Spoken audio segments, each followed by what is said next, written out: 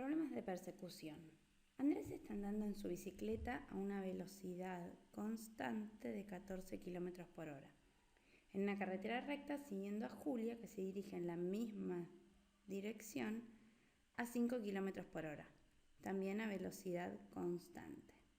Si estaban separados inicialmente por una distancia de 100 metros, pide primero que escribamos la ecuación de movimiento para cada uno y después determinar en qué momento alcanzará Andrés a Julia y qué distancia ha recorrido cada uno. Lo primero que vamos a hacer es hacer un diagrama para poder comprender bien la situación. Acá se encuentra Andrés y dice que está siguiendo a Julia, con lo cual ponemos a Julia de este lado y ponemos un sentido positivo de las X hacia la derecha. Ahora sí, Andrés persigue a Julia. Dice que Andrés tiene una cierta velocidad, la velocidad de Andrés, y en la misma dirección Julia tiene una cierta velocidad. Si están separados inicialmente por una distancia de 100 metros, esta distancia es de 100 metros. Entonces lo que nosotros tenemos que elegir es dónde ponemos el 0. Yo elijo poner el 0 de mi sistema de referencias, x igual 0, acá. Con lo cual ahora Julia tiene una posición inicial de 100 metros. Vamos ahora a anotar los datos que tenemos. Velocidad de Andrés, velocidad de Julia, posición inicial de Julia, posición inicial de Andrés. Con todo esto ya me alcanza para escribir la ecuación de movimiento para cada uno. El problema sería qué unidades voy a utilizar. ¿Por qué? Porque las velocidades están en kilómetros por hora y la distancia está en metros. Yo elegí trabajar todo en metros por segundo y en metros, con lo cual voy a cambiarle las unidades a las velocidades. La velocidad de Andrés de 14 km por hora dividido 3,6 es igual a 3,89 metros por segundo, redondeando en 2 decimales. La velocidad de Julia de 5 km por hora también la divido en 3,6 y obtengo la velocidad ahora en metros por segundo y esto es 1,39, de nuevo redondeando con 2 decimales. Ahora que las unidades son compatibles, ya puedo escribir las ecuaciones de movimiento.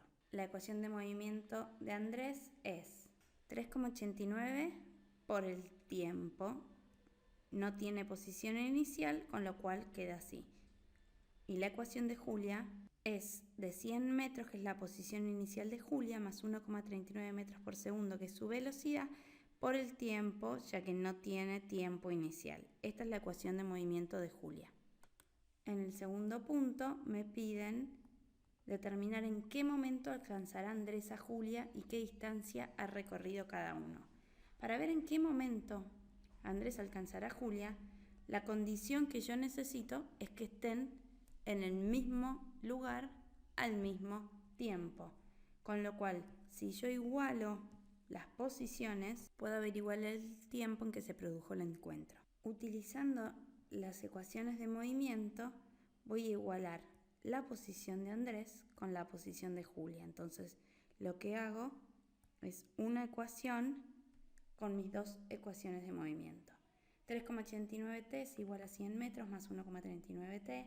Despejando 3,89 metros sobre segundo por t menos 1,39 metros sobre segundo por t, algebraicamente las puedo restar, con lo cual me queda 2,5 metros por segundo t es igual a 100 metros y despejando unidades hago 100 dividido 2,5 me da que el tiempo de encuentro es de 40 segundos. Ahora utilizo ese tiempo de encuentro para saber cuál fue la posición de encuentro y así poder encontrar la distancia que recorrió cada uno. Para encontrar la posición de encuentro yo podría utilizar tanto la ecuación de movimiento de Andrés como la ecuación de movimiento de Julia, porque cuando ponga el tiempo de encuentro de 40 segundos, cualquiera de las dos me tiene que dar la misma posición. En este caso elegí la de Andrés y me da que 3,89 metros por segundo por 40 segundos, que es mi tiempo de encuentro, simplifico unidades y llego a que la posición de encuentro es de 155,6 metros. Pero la pregunta era, ¿qué distancia ha recorrido cada uno. Con lo cual, si se encuentran en una posición de 155,6 metros, yo necesito saber cuánto recorrió Andrés hasta ese lugar y cuánto recorrió Julia